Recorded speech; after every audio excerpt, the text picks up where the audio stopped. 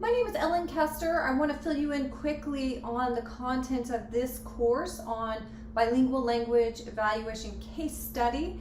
In this course, we're going to take you step by step from the referral packet that ends up in your box to the final report. So testing bilingual children is one of the more challenging aspects of our field, and we know that these kiddos are misdiagnosed more frequently than their monolingual counterparts.